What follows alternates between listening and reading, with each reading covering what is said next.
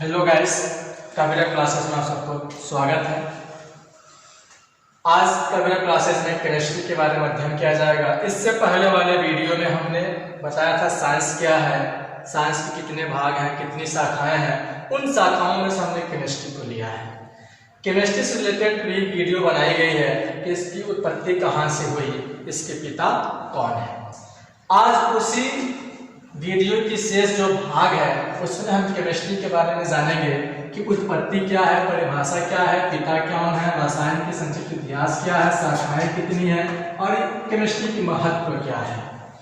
इससे पहले जानने से पहले हम आपसे एक बार कहेंगे कि इससे पहले जो वीडियो बनाई गई हैं कबीरा क्लासेस की ओर से, आप उसको सब्सक्राइब कर लें। जो नए स्टूडेंट हैं जो अभी तक सब्सक्राइब नहीं किए हैं उनसे रिक्वेस्ट है कि सब्सक्राइब कर लें, बेल आइकन को दबा लें ताकि जो भी इस क्लासेस की तरफ से वीडियो अपलोड की जाए आप तक पहुंच सके। तो आइए हम जानें केमिस्ट्री। तो केमिस्ट्री की उत्पत्ति किससे हुई है? तो उत्पत्ति मिस्र के प्राचीन शब्द केमिया से हुई है, जिसका अर्थ है काला रंग। आरंभ में रसायन शास्त्र के अध्ययन को हम केमिटेकिंग कहते थे, यानी शुरुआत में जो रसायन शास्त्र का अध्ययन किया जाता था क्या कहलाता था? केमिटेकिंग कहा जाता था। केमिस्ट्री का जो हिंदी अनुवाद है वो है रसायन विज्ञान। क्या है? रसायन विज्ञान। अब इसमें हम जानेंगे इसका परिभाषा। तो परिभाषा में सबसे पहले बता दूं, नोबेल पुरस्कार विजेता पॉलिंग के अनुसार रसायन शास्त्र पदार्थ की संरचना, उनके गुणधर्मों तथा अभिक्रियाओं के विज्ञान है जो उन्हें अन्य पदार्थों में परिवर्तित करता है। यह नोबेल पुरस्कार के विजेता पॉलिंग के अनुसार की डिफिनीशन है। इसके अलावा एक और डिफिनीशन है, विज्ञान की वह शाखा, विज्ञान की वह शाखा जिसके अंतर्गत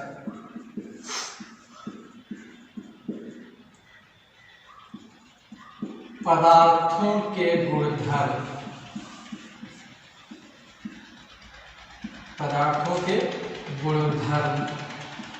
तथा परिवर्तन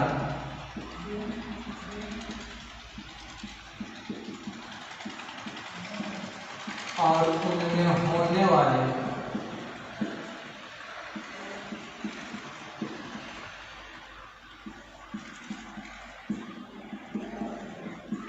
अभिक्रियाओं का अध्ययन किया जाता है।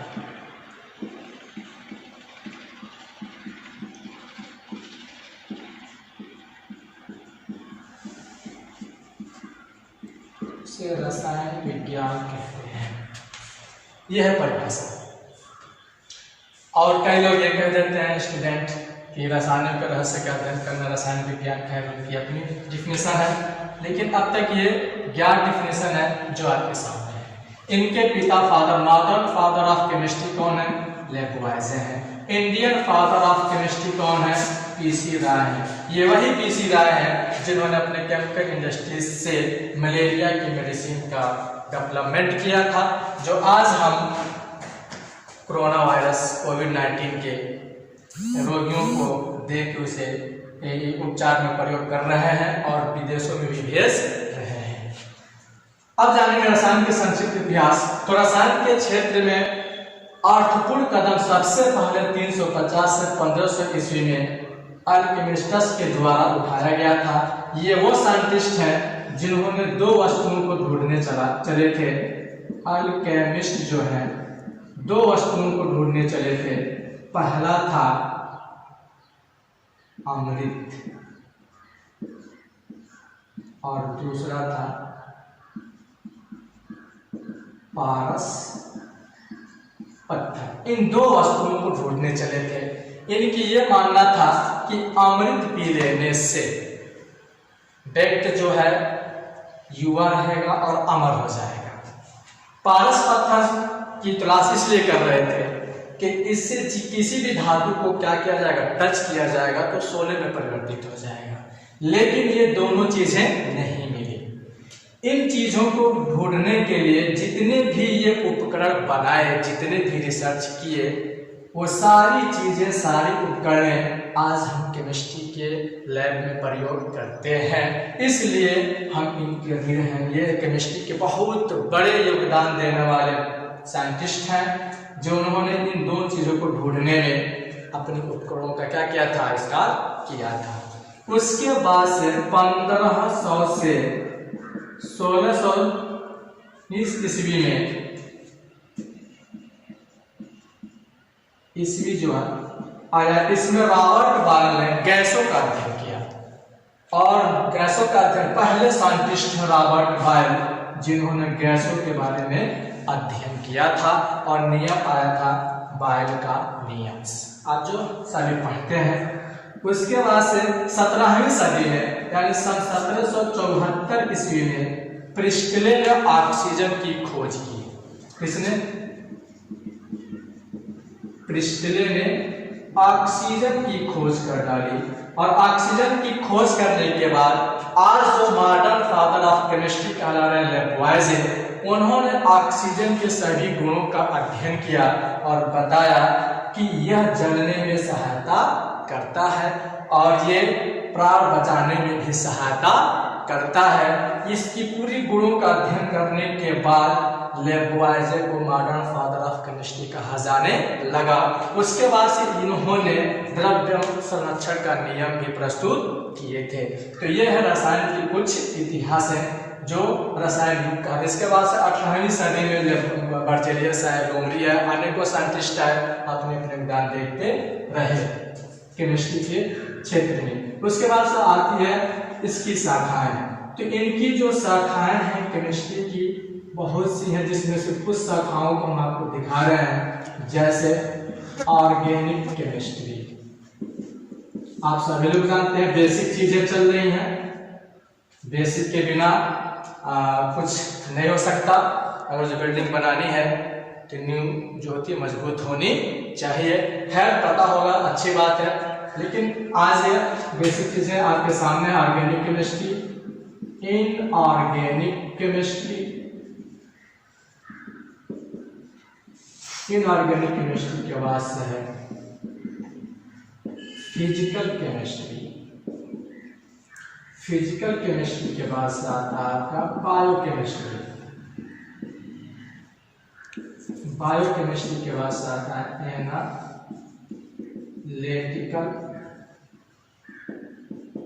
केमिस्ट्री।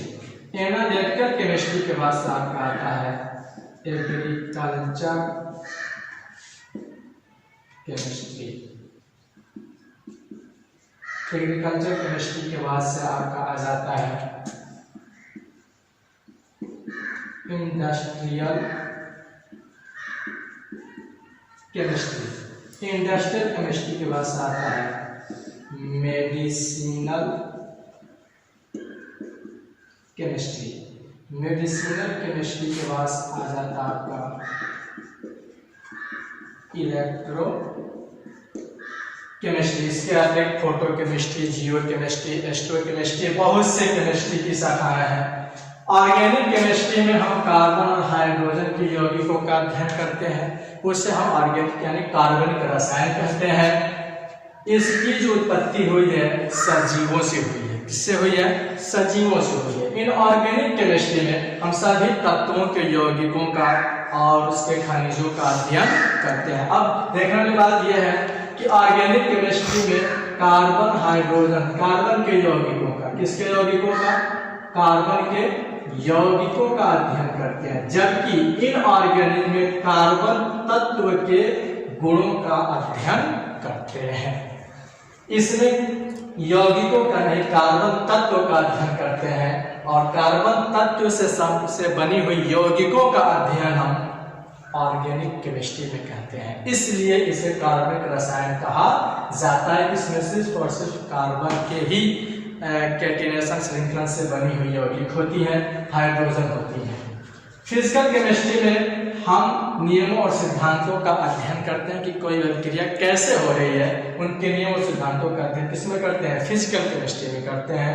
बायोकेमिस्ट्री से करते हैं जैव रसायन। इसमें जीवधारियों के अंदर होने वाली रासायनिक अभिक्रियाओं का अध्ययन किया जाता है। जैसे हम लोग भी जीवधारी हैं पेड़ पौधे भी, उसके अंदर कौन कौन सी केमिकल रिएक्शन चल रहे हैं उनका अध्ययन करते हैं बायोकेमिस्ट्री में। एनालिटिकल केमिस्ट्री में क्या होती है, पदार्थों की पहचान तथा उसकी मात्राओं का अध्ययन किया जाता है।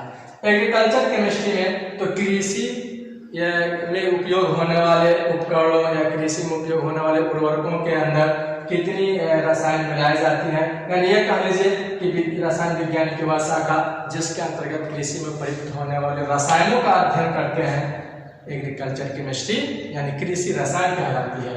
इंडस्ट्रियल केमिस्ट्री में क्या है, तो दैनिक जीवन में हम जो भी वस्तु यूज कर रहे हैं जैसे साबुन है, तेल है, टूथब्रश है, परफ्यूम है, पॉलिश है, इन सब का बनाने की विधि का अध्ययन किसमें करते हैं, औद्योगिक रसायन में। फिर आता है मेडिसिनल केमिस्ट्री, औषधि रसायन, जो बहुत ही महत्वपूर्ण रसायन है अपने आप में, इसके बिना तो सब कुछ असंभव ही है। इसके अंतर्गत हम जो भी औषधि अपने अंदर अपने यूज में लाते हैं उसमें की संगठन क्या है, उसकी गुण क्या है, उसका अध्ययन करते हैं किसमें, औषधि रसायन। किसमें, औषधि रसायन में। लास्ट में आता है इलेक्ट्रोकेमिस्ट्री। इलेक्ट्रोकेमिस्ट्री में हम chemical energy and electrical energy के बारे में अध्ययन करते हैं कि कैसे केमिकल एनर्जी इलेक्ट्रिकल में और इलेक्ट्रिकल एनर्जी केमिकल में चेंज हो जाती है, उसका अध्ययन करते हैं इलेक्ट्रोकेमिस्ट्री में। तो ये रहे केमिस्ट्री की शाखाएं। उसके बाद आती है इसकी महत्व, तो इसकी महत्व तो हर क्षेत्र में है, चाहे वह कृषि का क्षेत्र हो या युद्ध का क्षेत्र हो या दैनिक जीवन में प्रयोग की जाने वाली हो या भोजन में हो या हम कहें सौंदर्य प्रसाधन में हो, इन सब में केमिस्ट्री का बहुत बड़ा योगदान है। कृषि में क्या है, उर्वरक बनाने में यूरिया, सुपर फास्फेट वगैरह जितने भी उर्वरक आते हैं सबको बनाने में इसका प्रयोग किया जाता है। युद्ध में क्या है, TNT ट्राइनाइट्रोटॉलन, जो बहुत ही घातक विस्फोटक पदार्थ है, ट्राइनाइट्रोग्लिसरीन बनाने में इसका प्रयोग किया जाता है। Atom bomb, hydrogen bomb, neutron bomb बनाने में किया जाता है। दैनिक जीवन में जो भी हम टूथब्रश वगैरह, टूथब्रश है, पेस्ट है, भोजन है, सब में किसकी महत्व योगदान है, रसायन की ही है।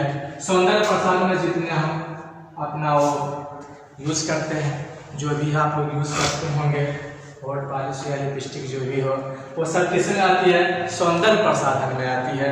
तो ये है रसायन की हमारी जो इसकी उत्पत्ति के बारे में, उसकी परिभाषा, उसकी महत्व जो आपके सामने दिखाई दे रही है। इसके बाद से बच्चों आपके सामने ये बेसिक चीजें नहीं आएंगी।